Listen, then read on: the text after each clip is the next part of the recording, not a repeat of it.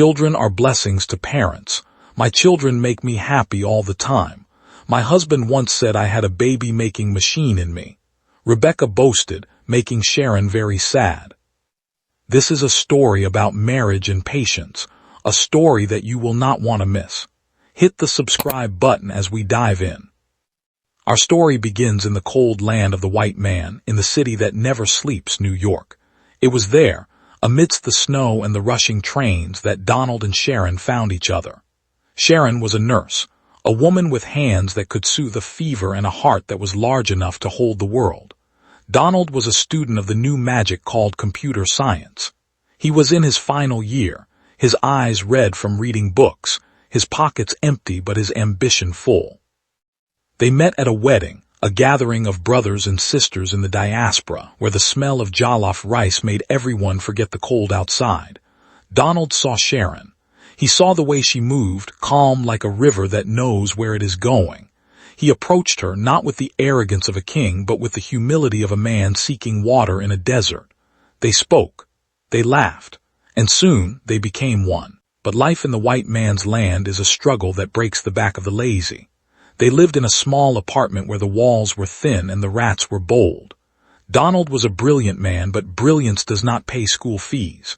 His debt was a mountain that cast a long shadow over their joy. He could not sleep. He could not eat. It was Sharon, the daughter of the soil, who stood up. She worked 2 jobs. When the morning sun was yet to rise, Sharon was already on the bus. When the moon was high and the world was quiet, Sharon was still washing the bodies of the sick and tending to the old. She did this so her husband could finish his school. She did this because love is not just a feeling, it is a labor. Because of this heavy burden, Donald spoke to his wife one night. He held her hands, which were rough from work, and said, "My wife, my treasure, let us wait. The ancestors say that a child is a gift, but a child requires a house that is ready. You are working too hard. If we bring a baby now, you will break. Let me finish. Let me get my degree. Let me become a man who can feed his family. Then we will fill this house with the laughter of children." Sharon agreed. She agreed because she trusted him. She agreed because she looked at him and saw her future. So they waited. They swallowed their desire for a child and focused on the battle of survival. Donald finished school. He wore the gown. He threw the cap. He got a job, and the sun began to shine on them. They decided to return home. They decided to return to Nigeria, the land of their fathers, where the sun is hot and the soil is red. They moved to Lagos, the city of madness and money. Donald became a big man, a database manager for a company that swam in oil money. Sharon worked as a healthcare assistant. They had a big house. They had cars that hummed like well-fed cats. They had money. But as our elders say, money can buy a bed, but it cannot buy sleep. It can buy food, but it cannot buy an appetite. And it certainly cannot buy a child. Now that the granary was full, they opened the door for children to enter, but the children refused to come. 1 year passed. 2 years passed. The silence in their big house grew louder than the noise of the generator. The silence sat at the dinner table with them. It slept in the bed between them. Sharon began to run. She ran to the hospitals where doctors in white coats spoke in big grammar. They pricked her with needles, they scanned her womb, they gave her pills that tasted like chalk. Nothing happened. When the white man's medicine failed, she turned to the roots and herbs of her people. She visited native doctors who lived in huts at the edge of the forest. She drank concoctions that made her stomach turn. She bathed in rivers at midnight while the owls watched her with round eyes. She prayed until her knees were black and her voice was gone, but her womb remained as closed as a fist. Depression began to eat her from the inside. She became a woman of shadows. She would look at the children of her neighbors playing in the sand, and tears would wash the powder from her face. Donald was a good man in those days. He would hold her when she cried. He would say, "Sharon, calm down. God's time is the best. We are together. Is our love not enough?" But even as he spoke, his eyes were looking away. For in our land, a man without a child is like a tree without fruit, good only for firewood. The pressure began to mount. It came from his mother, who would call and ask, "Donald, is there no news? Will I die without carrying my grandchild?" It came from his friends, who would drink beer and say, "Man, why are you suffering yourself? You have money. Take another wife." A woman who cannot give birth is like a farm that refuses to grow yam. Sharon knew this. She saw the way people looked at her in the market, in the church. She saw the whispers behind hands. She knew men in their community who had taken second wives, relegating the first wife to the corner of the house like an old broom. Fear gripped her heart, a cold, icy fear that she was losing her place in the world. To help with the burden of the large house, they hired a maid. Her name was Jane. Jane was 24 years old, young, with skin that glowed like polished mahogany and eyes that were always lowered in respect. She was not very educated. Her English was broken, but her diligence was complete. She cooked the soups that made Donald lick his fingers. She washed the clothes until they were spotless. She cleaned the house until the tiles shone like mirrors. Sharon liked Jane. She treated her like a younger sister. She bought her clothes. She let her eat from the same pot. The house was clean, the food was good, but the tension of the barren womb hung over them all like a dark cloud, waiting for the rain to break. One evening, the sky turned a bruised purple as the sun set over the chaos of Lagos traffic. A car pulled into their compound. It was Rebecca, Sharon's friend from the days of struggle in America. Rebecca was a nurse too, a woman with a sharp tongue and eyes that missed nothing. She had married a businessman and had 3 children who were loud and unruly. Rebecca entered the house like a whirlwind, her jewelry clanking, her voice booming. "Sharon, my sister," she cried, embracing her friend. They sat in the living room, drinking malt and eating chin-chin. Rebecca looked around the beautiful house, her eyes assessing the expensive curtains, the leather sofas, the giant television. "You have done well, Sharon," she said, nodding. "This house is a palace." But then the poison came wrapped in honey.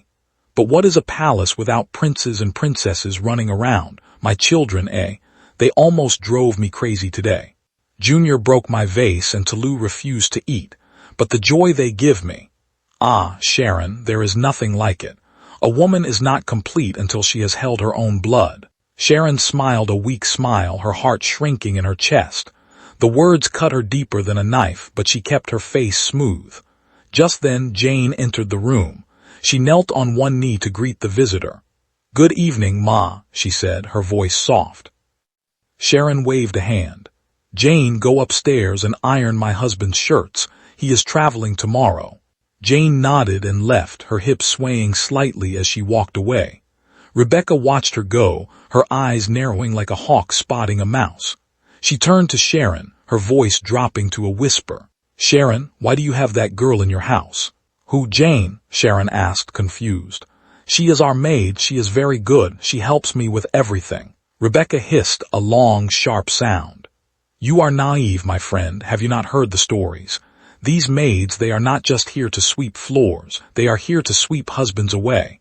A young girl full of blood living under the same roof with your husband. And you with your condition, you are playing with fire." Sharon laughed, but it was a nervous sound. "Oh, Rebecca, not everyone is evil. Jane is loyal, she is a good girl, and Donald loves me. We suffered together in New York. He is not like other men who chase skirts." "All men are men," Rebecca said darkly.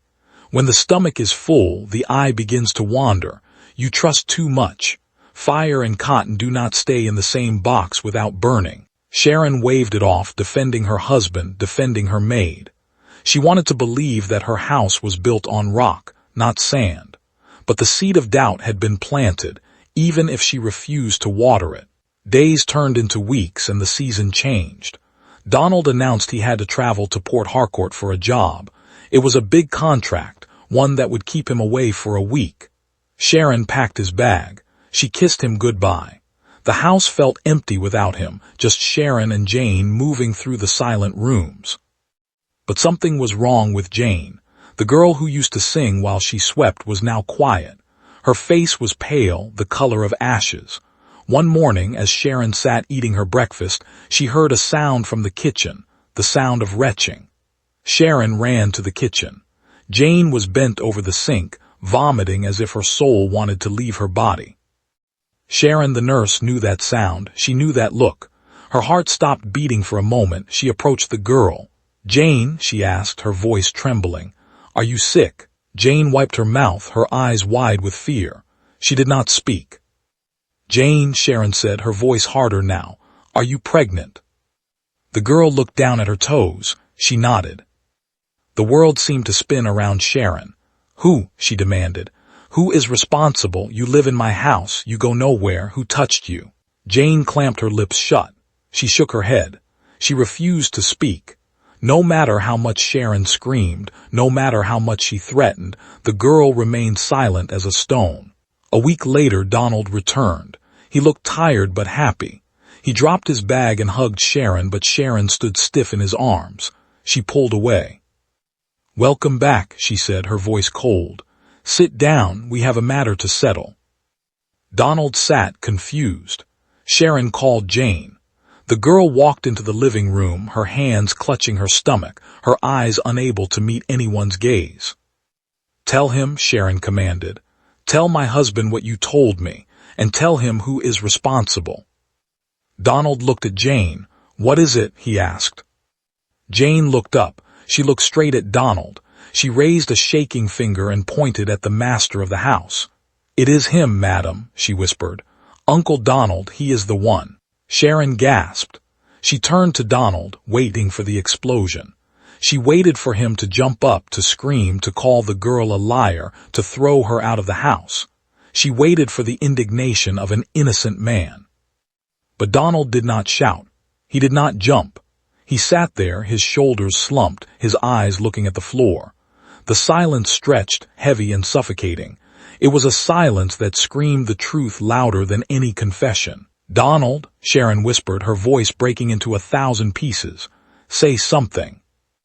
I wanted a child, Donald mumbled, his voice thick with shame, yet underlying it was a strange defiance. It just happened. I am sorry. Sharon screamed. It was a sound of pure agony, a sound that came from the depths of her womb. She cried until her throat was raw. She hit his chest. She wailed for the years of sacrifice, for the double shifts in the snow, for the trust she had given him. But the horror was just beginning. Donald did not beg for long. The shame quickly turned into defense. He refused to send Jane away. She is carrying my blood, he said. I cannot throw my child into the street. The dynamic of the house shifted overnight. Jane, the maid, became the center of the world. Donald bought her fruits. He asked her if she was comfortable. He ignored Sharon's tears. He ignored her presence. Sharon became a ghost in her own home. The humiliation was total. The girl she had clothed and fed now sat at the table while Sharon retreated to the bedroom. The final blow came on a Tuesday morning. Jane was sitting on the sofa, her feet up. She looked at Sharon, who was walking past. Madam, Jane said, her voice laced with new arrogance. Make tea for me. My stomach is turning. Sharon stopped. She looked at this girl, this interloper. You are mad, Sharon hissed. Donald walked in at that moment. What did you say to her? He barked at Sharon. She asked me to make her tea, Sharon cried. And so what? Donald shouted, his face twisted with a cruelty Sharon had never seen. Is she not the mother of my child? If you cannot make tea for her, then what is your use in this house? You, who cannot give me even a gecko to call my own. He pointed to the door. Get out. If you cannot serve the mother of my child, then leave my house. Sharon froze. She looked at the man she had built up from nothing. She saw a stranger. Without a word, she went to the room, packed a small bag, and walked out of the palace she had helped build, into the harsh sun of the street, broken, childless, and homeless. If you have watched up to this time and have not subscribed, what are you waiting for? Please go ahead and support my channel by subscribing. Thank you. Sharon returned to her father's house, a humbled woman. Her father, an old man with eyes cloudy with age, received her without a word.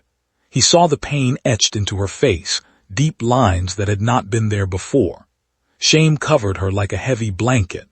In our culture, a woman returning to her father's house is a sign of failure, but a woman returning because her maid has taken her place is a tragedy that people whisper about in the market squares. She went back to work, for work was the only thing that did not betray her. She worked at the hospital with a ferocity that frightened her colleagues. She moved like a machine, checking charts, dispensing medicine, trying to drown the noise of her broken heart with the business of saving lives. It was there, in the quiet hum of the hospital ward, that she met Dr. Bob. Dr. Bob was a visiting consultant. He was not a young man, his hair was dusted with the salt of wisdom, and he walked with a limp from an old football injury. He was not flashy like Donald. He did not drive a loud car. He was gentle. He spoke to patients with respect. He watched Sharon for many weeks. He saw the sadness that lived behind her eyes. One day he brought her a cup of coffee. They talked. Not about love, but about life, about pain.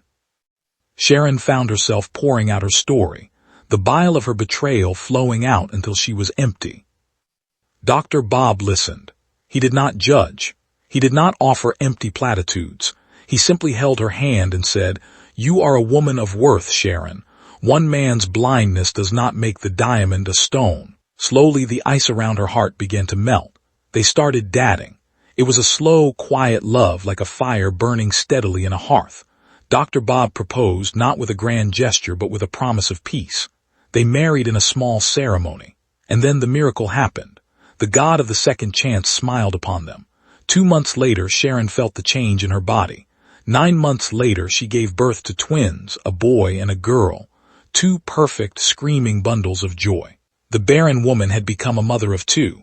Her laughter returned, louder and sweeter than before. Meanwhile, in the big house where Donald lived, the sky was turning black.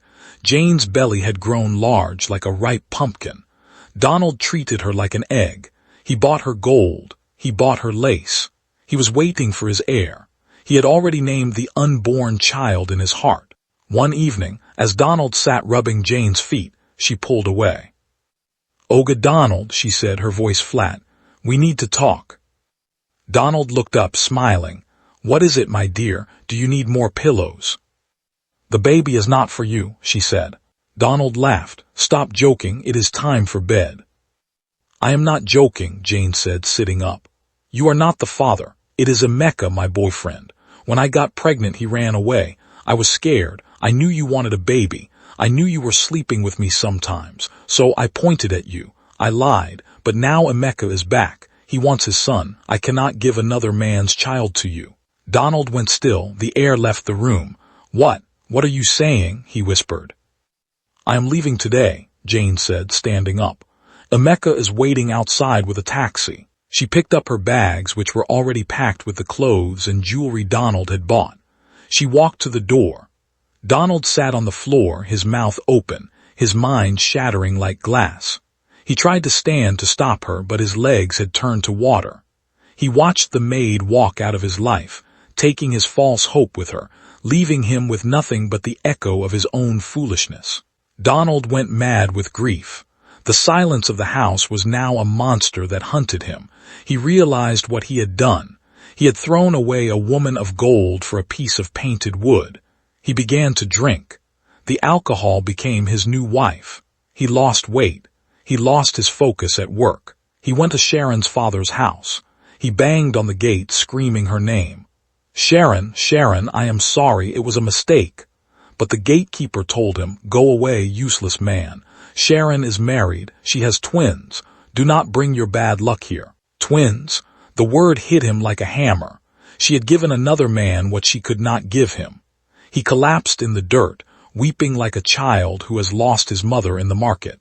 Months later, there was a society wedding in Lagos. Everyone was there. Donald, looking gaunt and smelling of yesterday's gin, stumbled in. He saw them across the room. Sharon looked radiant, her body fuller, her skin glowing. Beside her was Dr. Bob, looking at her with adoration. And in their arms, 2 beautiful bobbies, dressed in white, playing with their mother's jewelry. Donald pushed through the crowd. He fell to his knees in front of Sharon. The music stopped. The room went quiet. "Sharon," he croaked, tears streaming down his face. "Please, I was a fool. I was bewitched. Forgive me. Come back to me. I am your husband. We suffered together in New York. Remember." Sharon looked down at him. Her face did not hold anger. It did not hold hate. It held something worse, indifference. She looked at him as one looks at a stranger on the road. "The man I knew in New York is dead," she said quietly. "He died the day he chose a maid over his wife.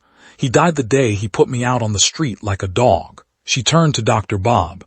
"Let us go, my husband, the air here is stale." They walked away, the twins cooing in their arms. Donald remained on his knees, watching them leave, while the crowd watched him with pity and disgust.